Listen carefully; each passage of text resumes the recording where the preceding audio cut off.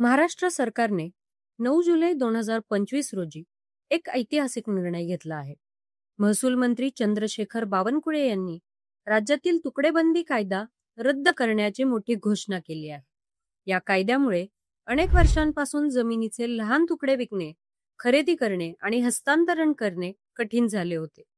विशेषतः 1 गुंठ्यापेक्षा लहान प्लॉट्सचे व्यवहार पूर्णपणे थांबले होते.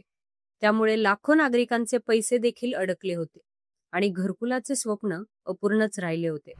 2024 मध्ये काही अटींसह या कायद्यात सूट देण्यात आली होती, पण ती अपुरी ठरली होती. 1 जानेवारी 2025 नंतरच्या लहान प्लॉटच्या व्यवहारांना मोठ्या अडचणी निर्माण झाल्या होत्या.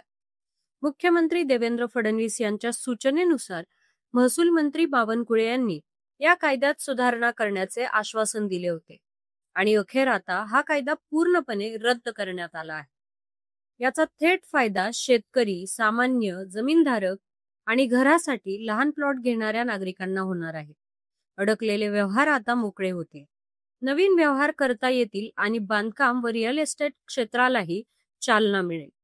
सरकारने सांगितले आहे की या संदर्भातील मानक कार्यप्रणाली म्हणजेच SOP पुढील 15 दिवसात जाहीर केली जाईल.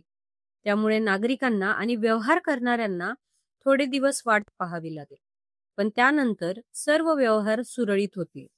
हा निर्णय महाराष्ट्रातील जमीन व्यवहार, घरकुल बांधणी आणि शेतकऱ्यांच्या हितासाठी अत्यंत महत्त्वाचा असून राज्याच्या आर्थिक आणि सामाजिक विकासाला नवे बळ देणारा आहे.